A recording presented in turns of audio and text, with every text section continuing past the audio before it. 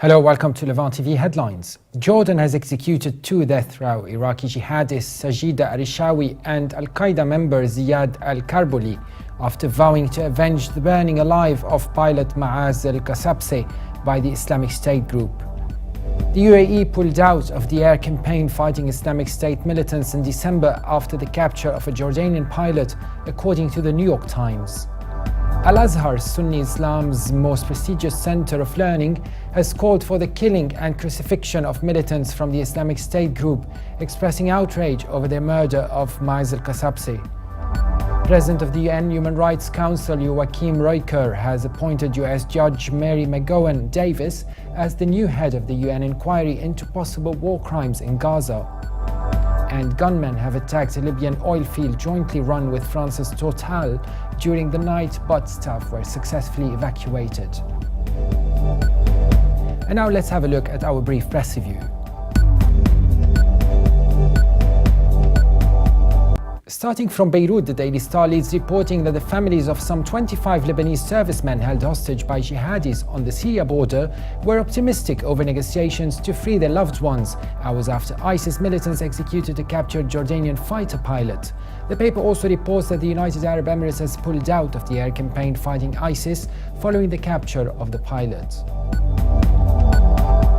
In Cairo, the Egypt Independent leads its MidEast News section reporting that US-based Human Rights Watch has urged Egyptian judicial authorities to investigate allegations of torture by a government official who works under ousted President Mohamed Morsi. The paper also reports that Foreign Minister Sameh Shoukry said that terrorist groups located in Sahel-Saharan region of Africa are inspired by the Muslim Brotherhood and urges the West to strictly handle all terrorist organizations. From the UAE, the Khalij Times leads reporting that Old Dubai will return to its glory in 3 years with a major renovation project for the historical district getting clearance, which is set to include floating exhibits housed in traditional pearling and trade boats. The paper also reports that Israel has called for the shelving of a UN inquiry into its war crimes last summer in the Gaza Strip after the probe's head quit over Israeli accusations of conflict of interest. And now the papers here in London. A Telegraph leads MidEast News reporting that Jordan has executed female failed suicide bomber Sajida al-Rishawi and the second jihadist Ziad al-Karboli in retaliation for the killing of its hostage pilot Lieutenant Maaz al-Kassabeh after pictures were posted of him being burned alive. Officials had reacted furiously to the pictures and film, which went beyond anything yet seen in the execution videos of the Islamic State. The Independent leads MidEast News reporting that a French journalist held prisoner by ISIS has described how the ideology his captors spoke of had little to do with religion, saying they didn't even have the Quran. Didier François, who was held prisoner for more than 10 months by the militant group before he was released in April last year, described how his captors would speak to prisoners on their beliefs, but said the discussion was based on politics rather than religion. And The Guardian leads Middle East News reporting that cinema goers in Baghdad have protested against perceived inaccuracies in Clint Eastwood's controversial war biopic American Sniper, with Iraq's Ministry of Culture stepping in to remove the film from exhibition.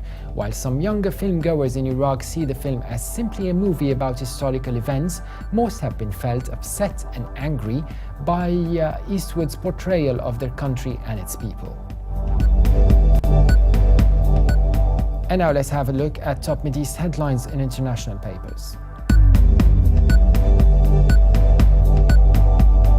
From Beijing, the Global Times reports that Palestinian President Mahmoud Abbas has urged the international community to exert pressure on Israel to pay back the tax revenue dues for the Palestinian National Authority.